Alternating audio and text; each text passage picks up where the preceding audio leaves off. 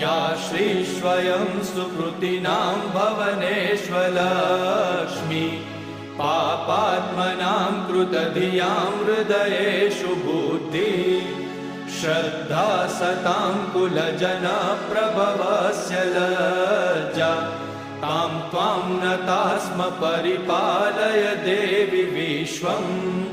किं वर्णयाम तव रूपमचिन्त्यमेतत् किं चातिवीर्यमसुरक्षयकारि भूरि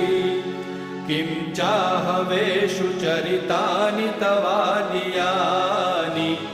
सर्वेषु देवसुरदेवगणादिकेषु हेतु समस्त जगतां त्रिगुणापि दोषे